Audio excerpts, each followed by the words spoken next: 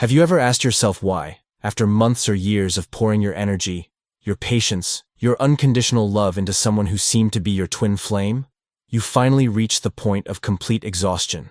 Maybe you've spent sleepless nights wondering if you were asking too much, if you should keep waiting, if you should lower your expectations even further to accommodate someone who clearly wasn't ready to meet you at the same level of emotional maturity. But you finally understood that no, you cannot save anyone from their own emotional immaturity. The time has come to save yourself. And this is the turning point. When the divine feminine finally stops waiting and decides to discipline the divine masculine, she reclaims her own power. This energetic withdrawal triggers a spiritual recalibration. It's not revenge or punishment. It's energetic alignment. And the masculine feels this, not just emotionally, but spiritually and physically. Jung understood that the authentic feminine possesses a power that has been systematically erased from our collective understanding for millennia. A power that doesn't need to chase, convince, or beg for recognition.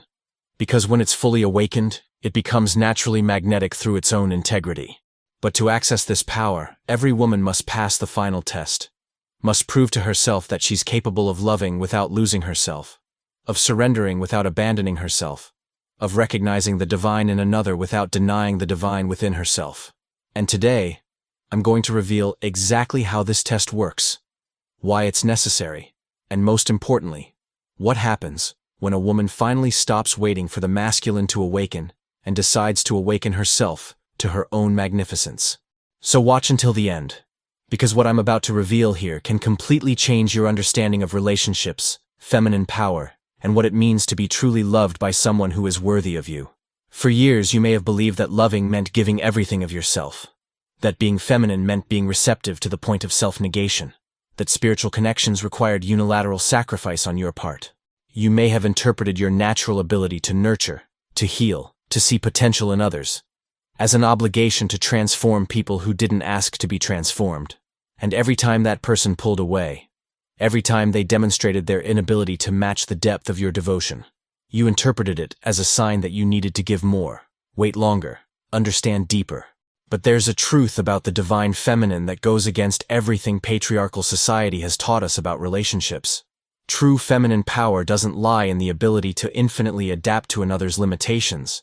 It lies in the ability to establish an energetic field so elevated that either the person rises to meet you at that level, or they naturally drift away because they can't sustain the frequency you're radiating.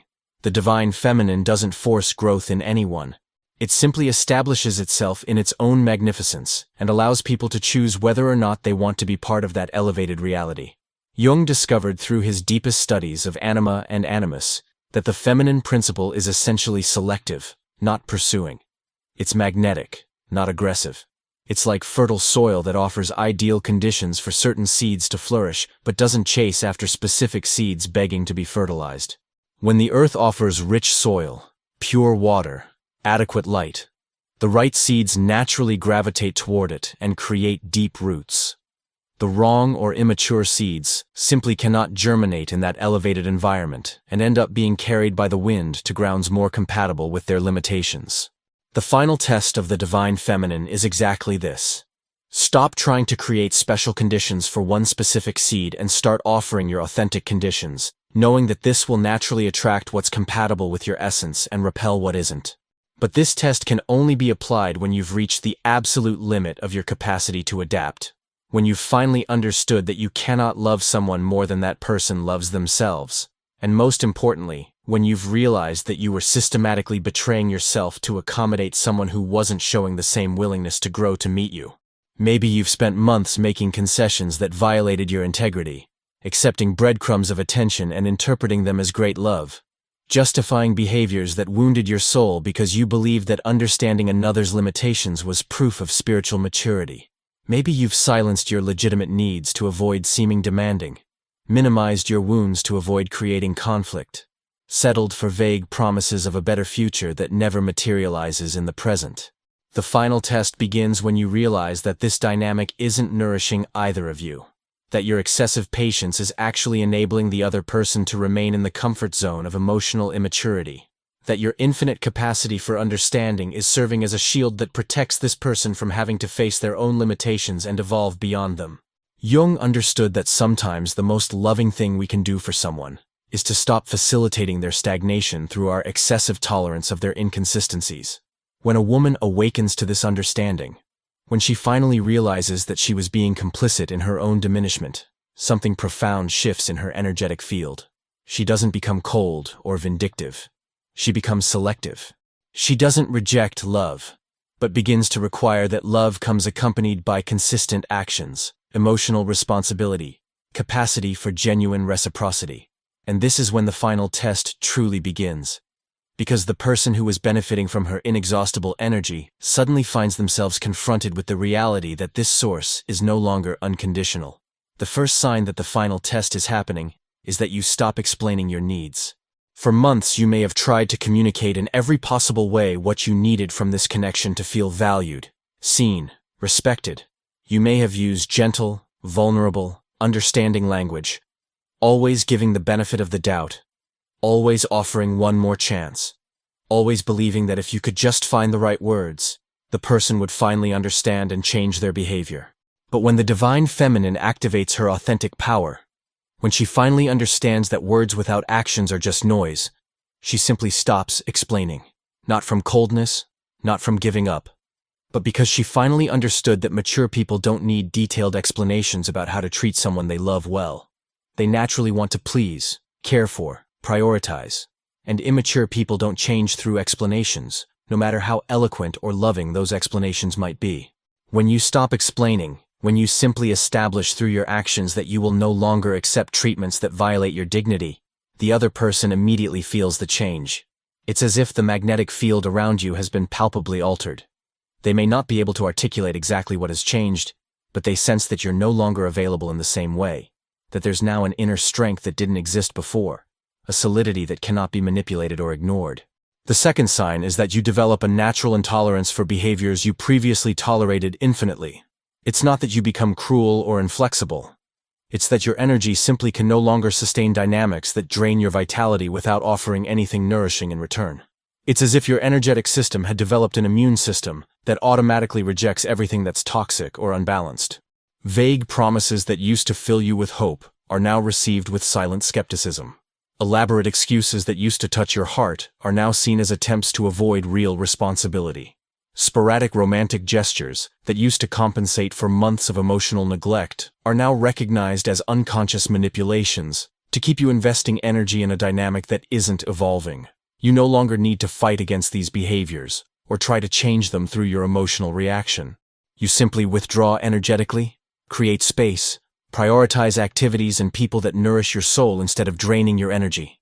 And this energetic withdrawal isn't passive or resentful. It's active and powerful, because it comes from the recognition that you deserve experiences that honor your magnificence instead of exploiting your generosity. The third sign, and perhaps the most transformative, is that you stop trying to save the connection. For so long, you may have assumed unilateral responsibility for keeping the dynamic functioning, creating bridges when there was distance, initiating conversations when there was silence, offering solutions when there were conflicts. You became the emotional administrator of the connection, always monitoring the climate between you, always adjusting your behavior to maintain harmony, always forgiving offenses to avoid definitive ruptures. But when the final test activates, when you finally understand that healthy relationships require active participation from both parties, you simply stop assuming responsibility for the other person's happiness or satisfaction. You stop trying to anticipate their emotional needs.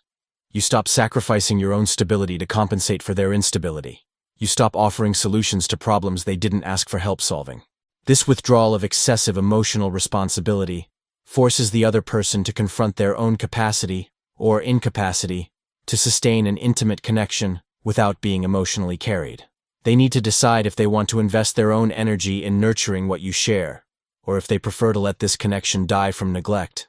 And for the first time, perhaps in a long time, you're no longer interfering in this decision through your excessive rescue efforts.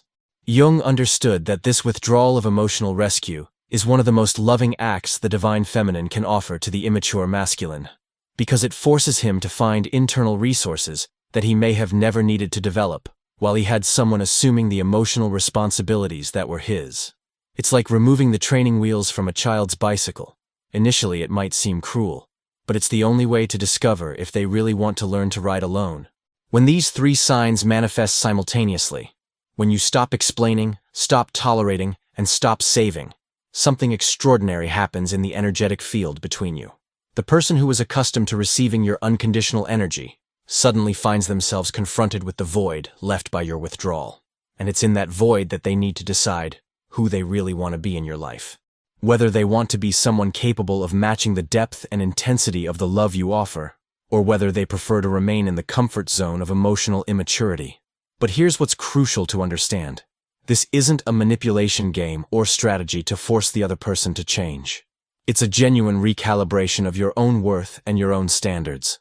When you withdraw energetically, when you establish clear boundaries through your actions, you're doing this for yourself, not to provoke a specific reaction in the other person. You're choosing to honor your own dignity, instead of continuing to participate in a dynamic that diminishes you. And this is the fundamental difference between manipulation and authentic empowerment. Manipulation is when you change your behavior to force a specific response from the other person. Empowerment is when you change your behavior because you've finally understood that you deserve to be treated consistently with your true value, regardless of how the other person responds to that change. Jung discovered that when the divine feminine genuinely establishes itself in this energy of self-valorization, when she truly chooses herself as a priority, two things can happen. The first is that the person recognizes what they were losing through their neglect, and finally rises to meet you at the level of maturity where the connection should have always operated. They realize they can no longer live without the elevated presence you bring to their life and finally develop the emotional responsibility necessary to honor that gift. The second possibility is that the person demonstrates their true nature through their inability to match your new standard.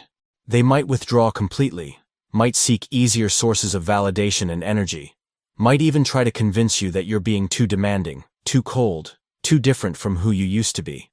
And if that happens, you've discovered something precious. This person wasn't your true twin flame. They were a disguised soul who came specifically to force you to awaken to your own power. The final test isn't about punishing the divine masculine. It's about revealing whether he truly is divine masculine or whether he's just wounded masculine disguised as spirituality. True divine masculine instantly recognizes when it's in the presence of awakened divine feminine and naturally rises to meet that woman at her level of operation. He doesn't resent your elevated standards. He's inspired by them. He doesn't try to dim your light to feel more comfortable with his own limitations. He develops his own light to be able to dance harmoniously with yours. But wounded masculine, however spiritually disguised it might be, will always try to convince the feminine that she should lower her standards, be more understanding of his limitations, accept crumbs as if they were banquets.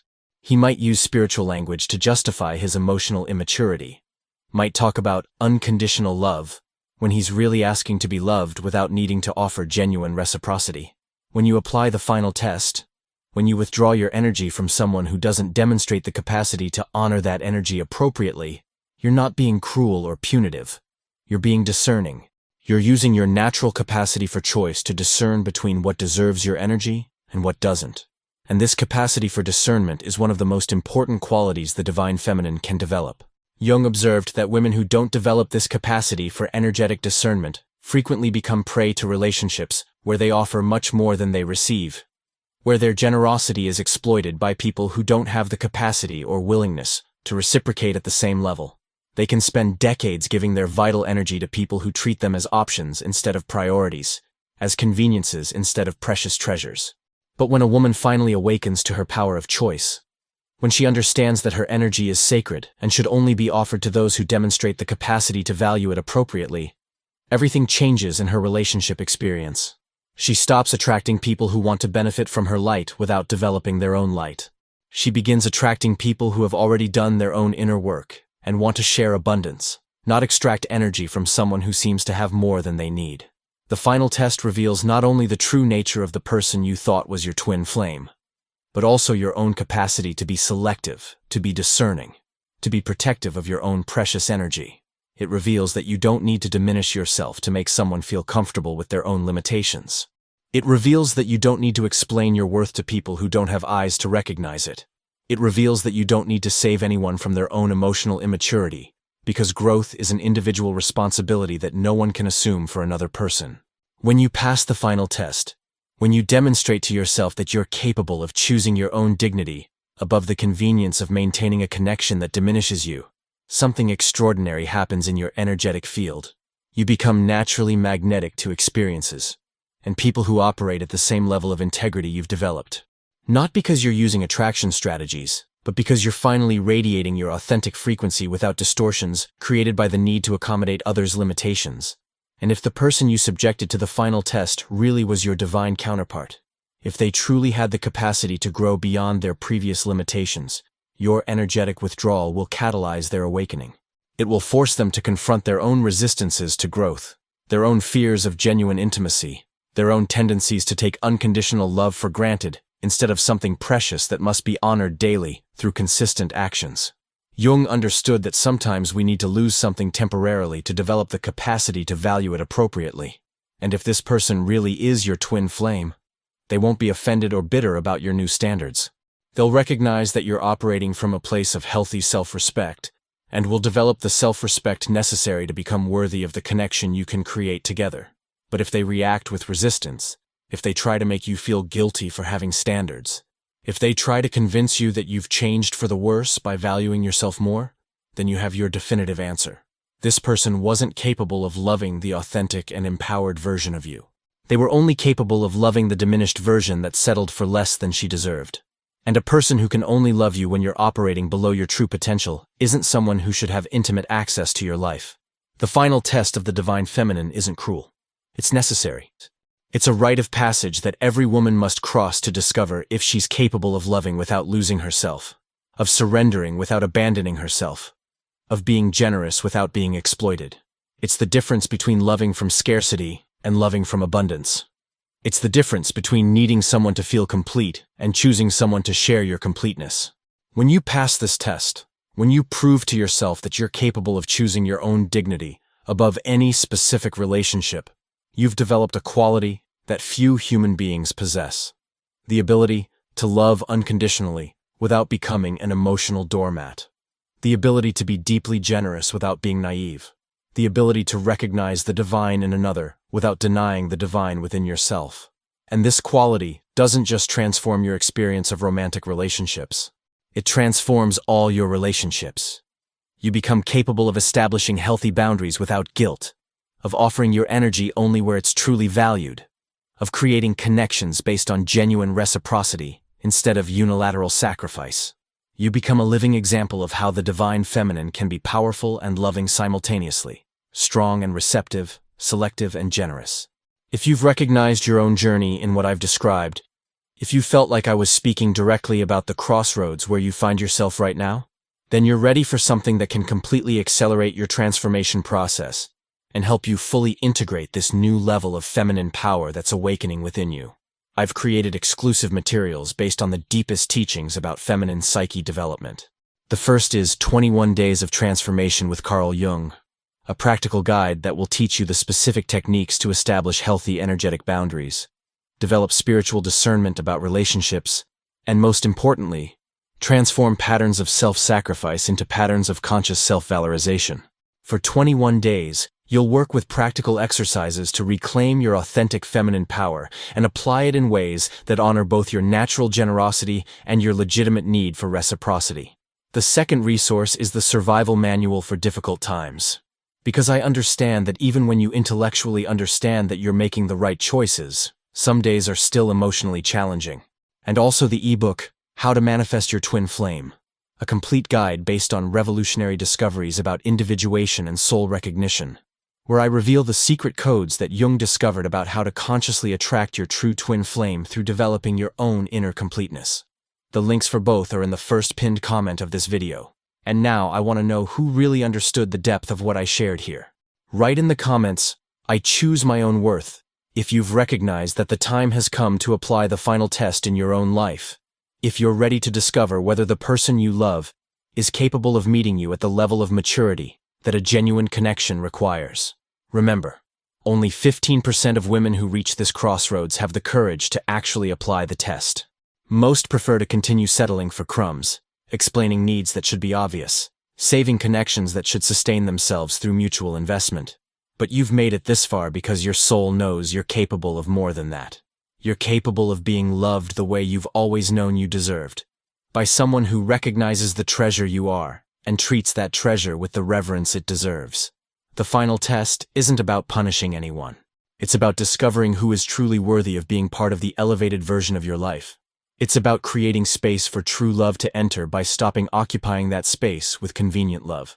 It's about trusting that when you establish yourself in your own worth, when you radiate your magnificence without apologizing, the universe conspires to bring people who can dance harmoniously with that elevated frequency. Thank you for having the courage to recognize that you deserve more than crumbs disguised as great love. See you in the next video.